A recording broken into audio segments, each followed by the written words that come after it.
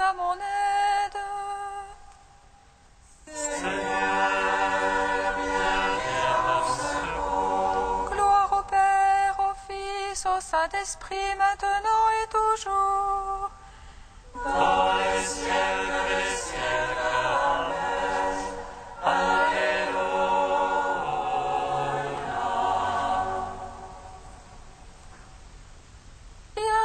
Viens, Esprit Saint, Illumine nos cœurs, remplis-nous de ta paix. Oh, nous murmurons.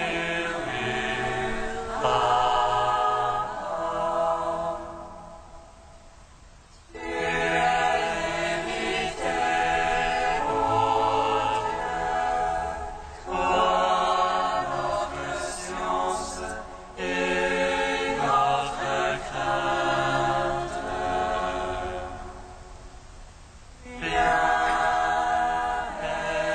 Esprit Saint, illumine nos cœurs, remplis-nous de ta paix. Oh, nous murmurons.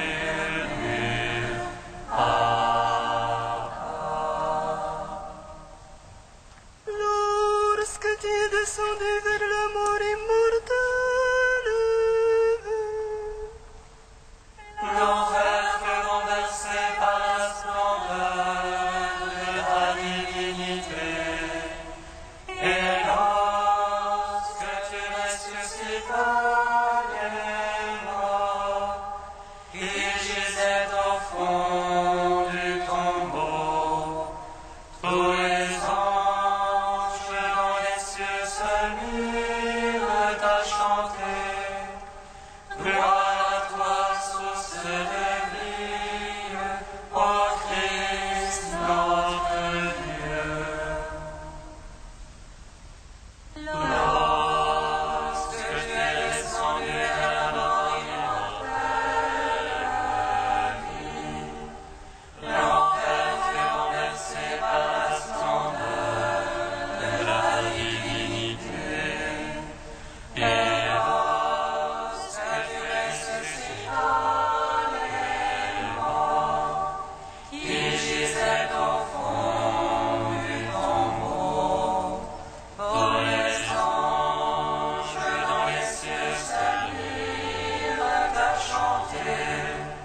Gloire à toi, source de vie, ô Christ notre Dieu. Lorsque tu es descendu à la mort immortelle, l'enfer fut renversé par la splendeur de ta divinité. Et lorsque tu ressuscitas les morts, qui gisaient au fond du tombeau, tous les anges dans les cieux se mirent à chanter. Gloire à toi, source de vie, ô Christ notre Dieu. Psaume 118, strophe 3. ouvre mes yeux, Seigneur mon Dieu, ô splendeur de ta parole.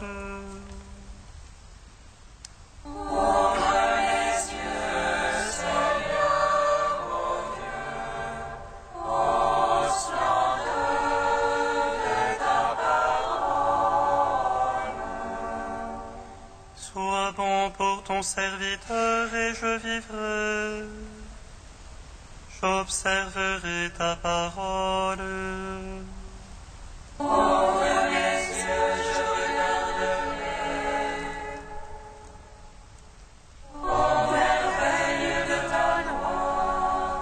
Étranger que je suis sur la terre, ne me cache pas tes ordres. Mon âme se consume désiré.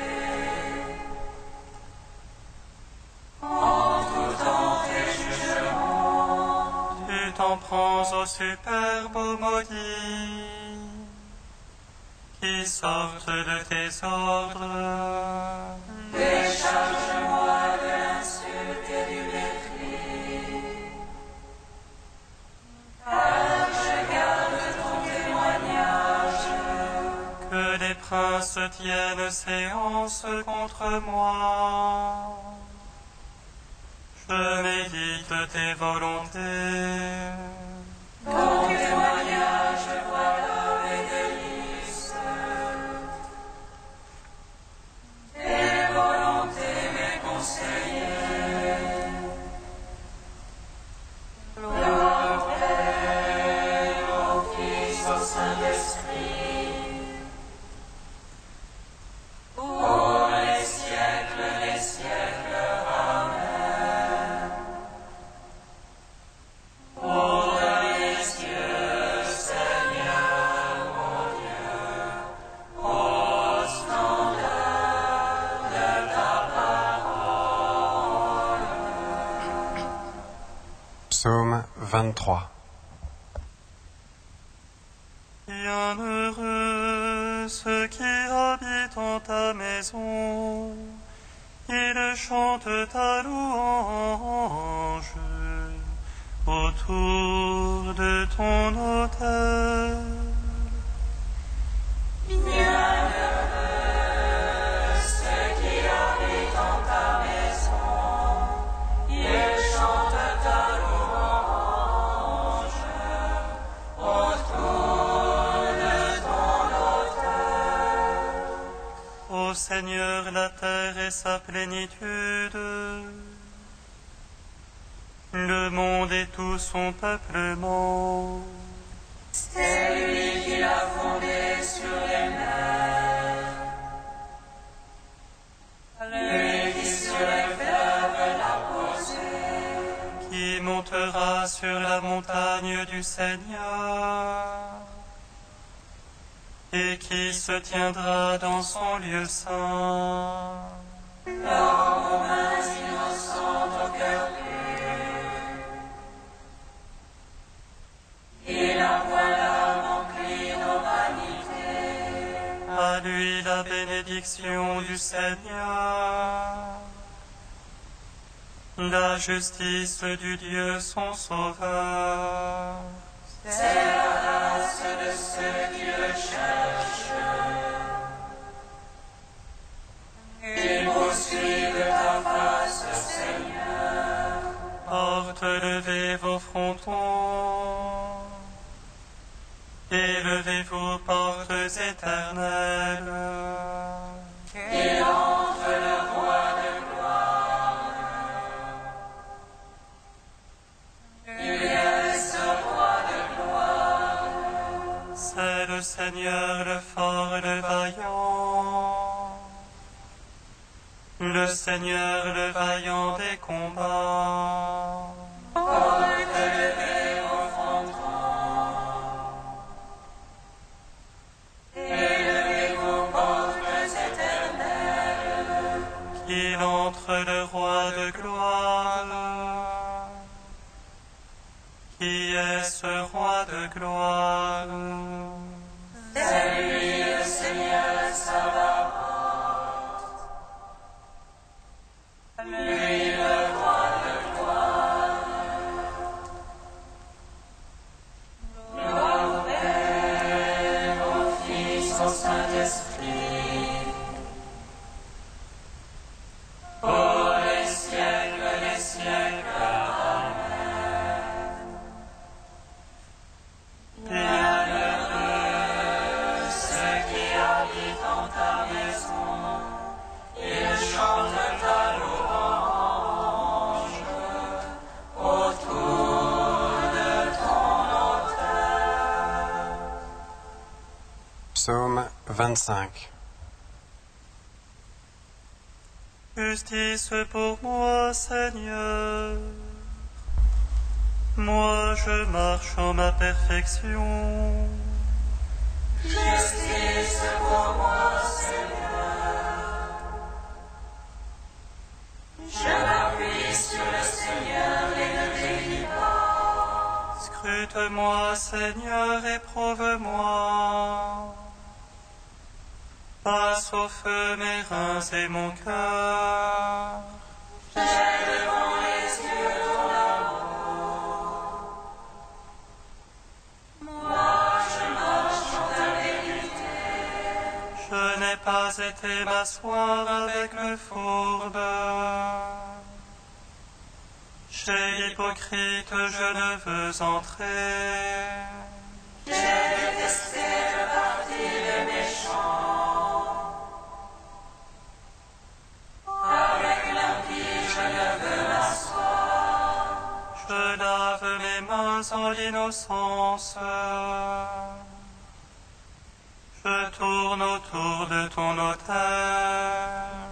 Faisant retentir l'action de grâce.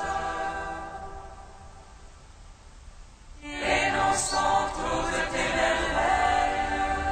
J'aime la beauté de ta maison et le lieu du séjour de ta gloire. Ne joins pas mon âme aux égarés, ni ma vie aux hommes de sang. Ils ont dans les mains l'infamie. Leur droite est pleine de profit. Mais moi, je marche en ma perfection. Rachète-moi, Seigneur, pitié pour moi. Mon pied se tient en droit chemin. Je te bénis, Seigneur, dans l'assemblée. Gloire au Père, au Fils, au Saint-Esprit, pour les siècles des siècles. Amen. Bienheureux ceux qui habitent en ta maison, ils chantent ta louange, autour de ton autel. Cantique d'Isaïe, page 291. Ainsi parle le Seigneur, le Rédempteur et le Saint d'Israël. À celui dont la vie est méprisée, à l'esclave des puissants. Les rois en te voyant se lèveront, se prosterneront devant toi. À cause du Seigneur, le Dieu fidèle, le Saint d'Israël qui t'a élu. Au temps de la grâce, je t'exauce, te viens en aide au jour du salut. Je te forme et t'établis alliance du peuple pour relever le pays. Tu partageras l'héritage dévasté, tu diras aux prisonniers exaltés. À ceux qui sont dans les ténèbres, venez à la lumière. Ils pourront paître le long des chemins, sur toute hauteur trouveront des pâturages. Ils n'auront plus faim ni soif, sable et soleil ne les brûleront plus. Car celui qui a pitié d'eux sera leur guide, il les conduira aux eaux jaillissantes. Il fera de toute montagne des chemins, les routes seront relevées. Cieux et terre tressaillés d'allégresse, montagnes éclatées en cris joyeux. Car le Seigneur console son peuple, il a compassion de ceux qui pleurent. Si on disait Dieu m'a abandonné, le Seigneur m'a oublié.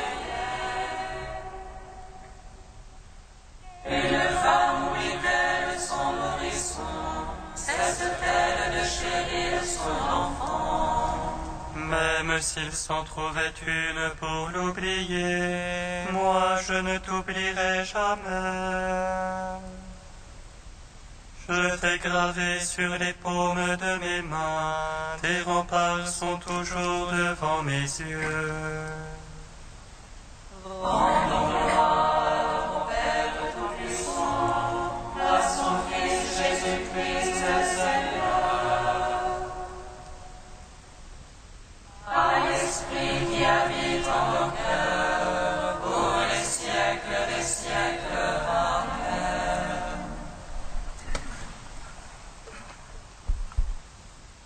De Hans Urs von Balthasar, tu couronnes l'année de tes bontés. Jésus nous dit, le ciel et la terre passeront, mais mes paroles, elles, ne passeront pas. Nous connaissons désormais la différence entre ce monde qui passe et la parole qui demeure éternellement. Ce qui est en train de passer, dont nous expérimentons le caractère éphémère et l'inconsistance, et dont on voit nettement que cela n'a pas d'avenir, on peut dès aujourd'hui le considérer comme passé. On pourrait dès maintenant faire le deuil du ciel et de la terre, s'ils n'avaient une chance de survivre dans la parole de Dieu qui ne passera pas.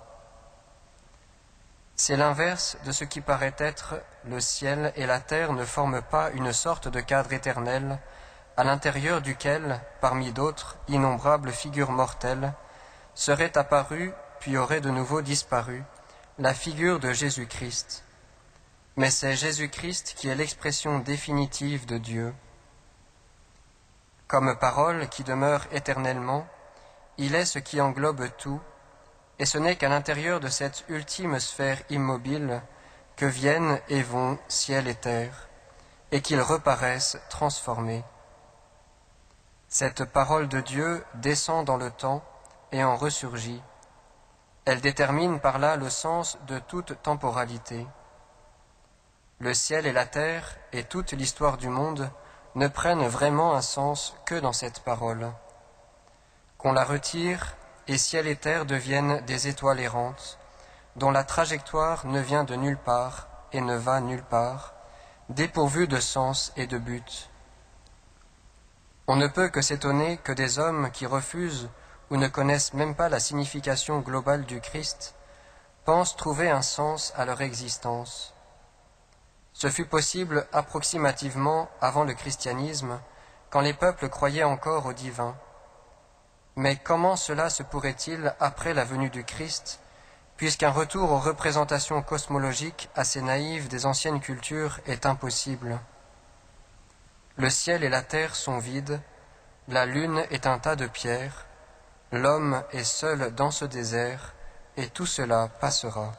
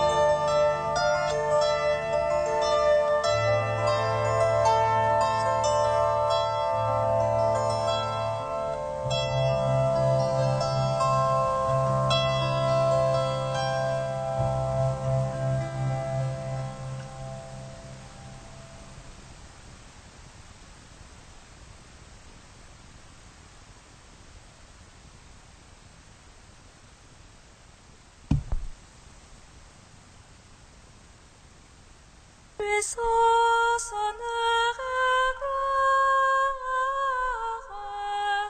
à l'agneau de Dieu. Puissance, honneur et gloire à l'agneau de Dieu. Après cela, j'ai entendu dans le ciel comme une voix puissante, celle d'une foule immense qui proclamait Alléluia. Puissance, honneur et gloire à l'agneau.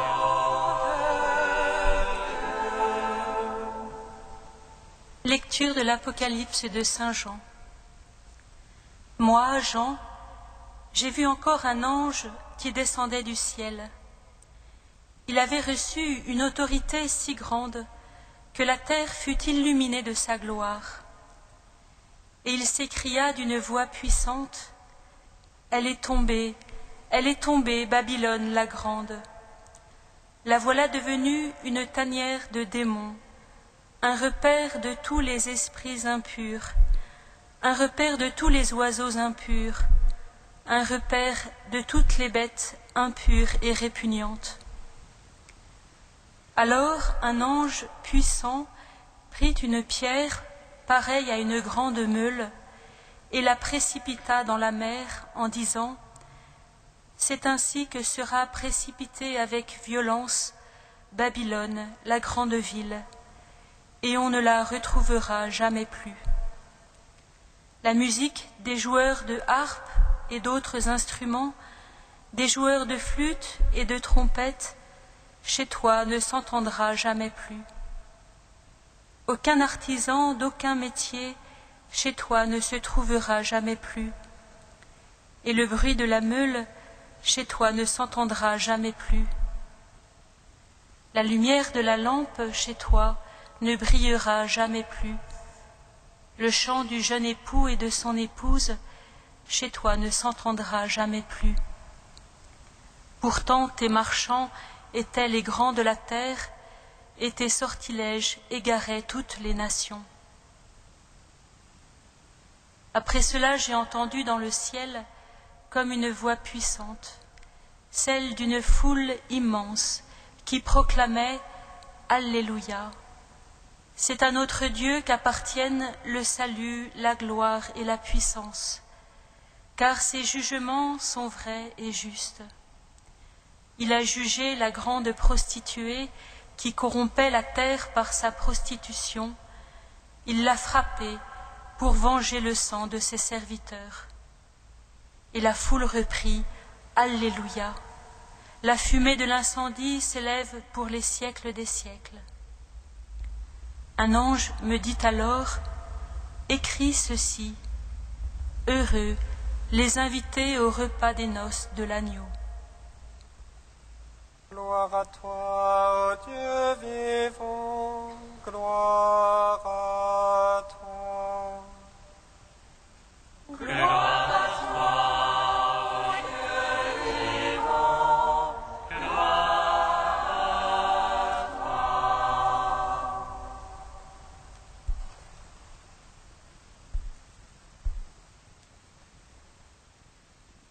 Alléluia.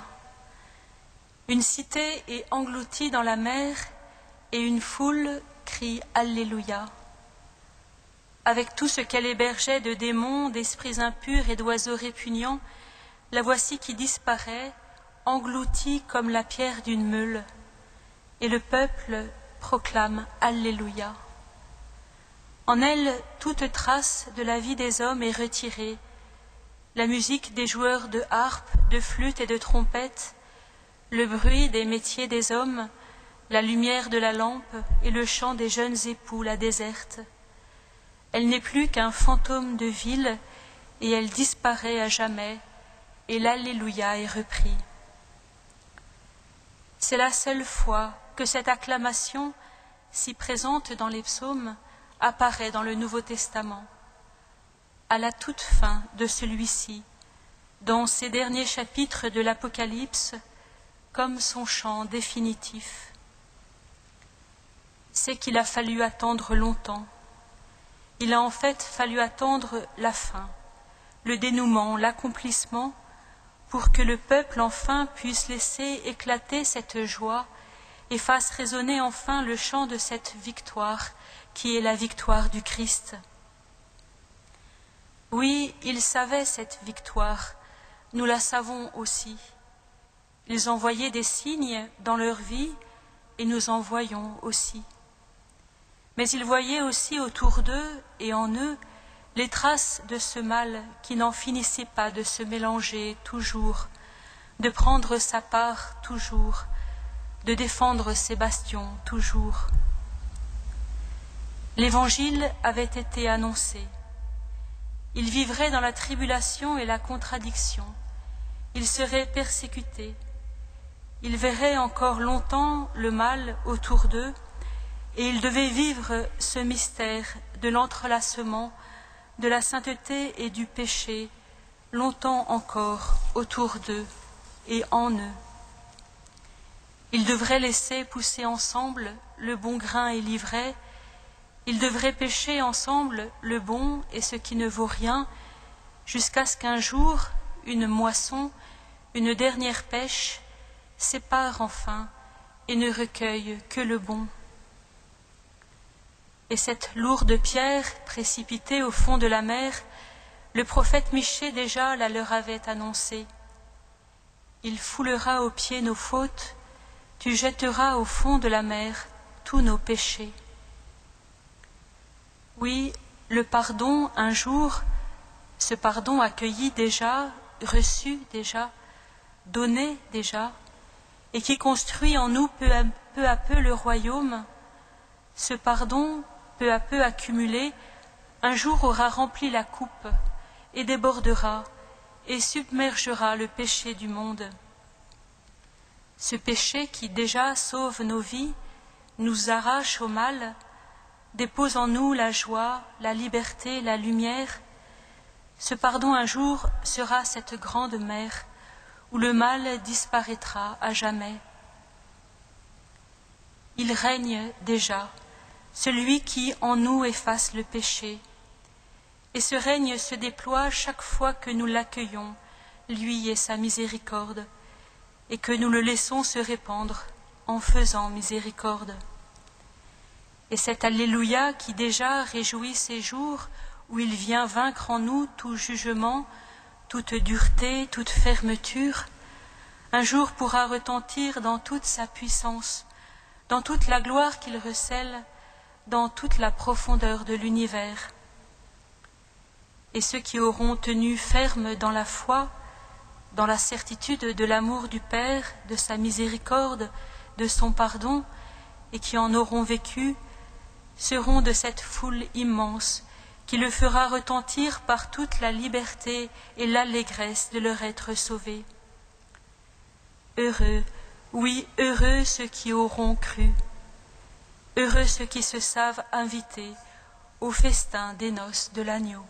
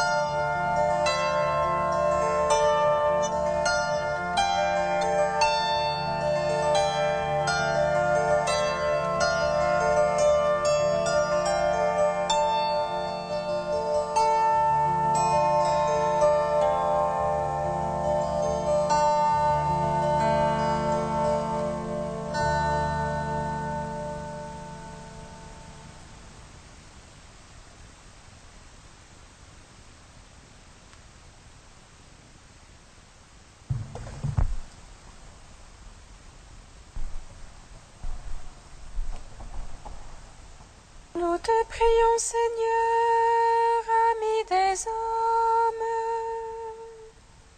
Nous te prions, Seigneur, ami des hommes. Seigneur, nous te confions en ce jour toutes les familles, qu'elles puissent être ces églises domestiques dans lesquelles l'amour et la sainteté rayonnent. Nous te prions, Seigneur, ami des hommes. Seigneur, nous te confions en ce jour toutes les personnes seules, malades, laissées pour compte, qu'elles puissent te rencontrer en ce temps d'épreuve et se remplir de ton amour et de ta force. Nous te prions, Seigneur, ami des hommes. Seigneur, nous te confions en ce jour tous nos pasteurs, qu'ils soient par toute leur vie de véritables témoins de ta miséricorde, capables de nous guider vers toi seul. Nous te prions, Seigneur, ami des hommes.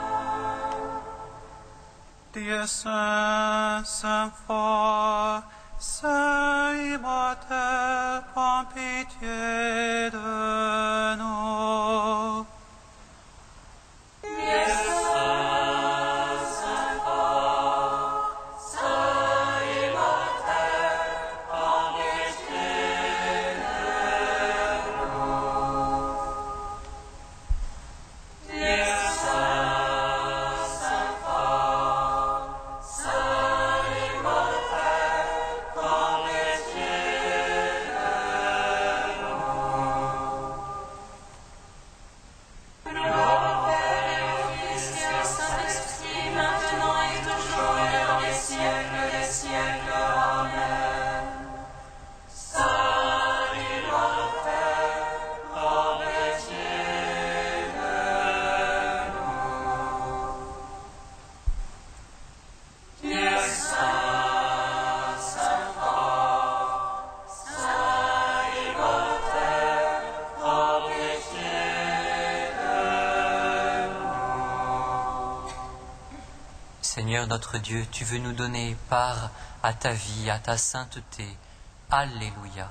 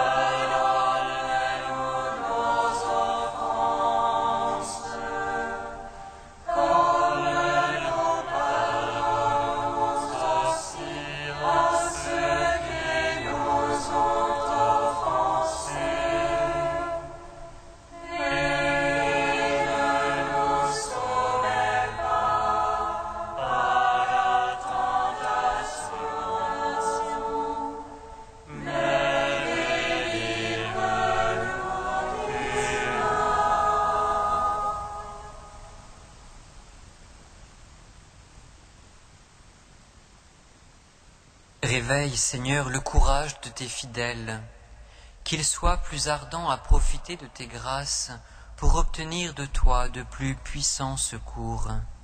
Par Jésus-Christ, ton Fils unique, notre Seigneur et notre Dieu, qui vit et règne avec toi et le Saint-Esprit, maintenant et pour les siècles des siècles. Amen. Bénissons le Seigneur. Nous rendons grâce à Dieu.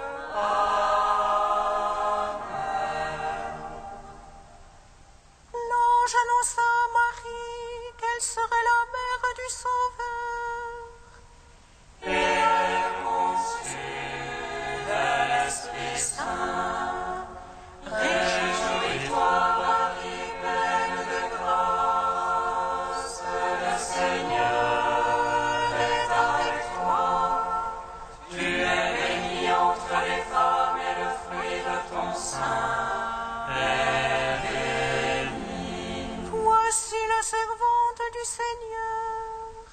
Qu'il me soit fait selon ta parole.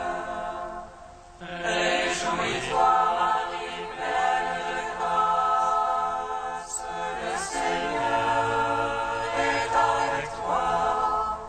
Tu es bénie entre les femmes et le fruit de ton sein est béni. Et le Verbe se fait chair. Et a demeuré parmi nous. Réjouis-toi, Marie, pleine de grâce, le Seigneur est avec toi. Tu es bénie entre les femmes et le fruit de ton sein est béni. Je vous salue, Marie, comblée de grâce. Le Seigneur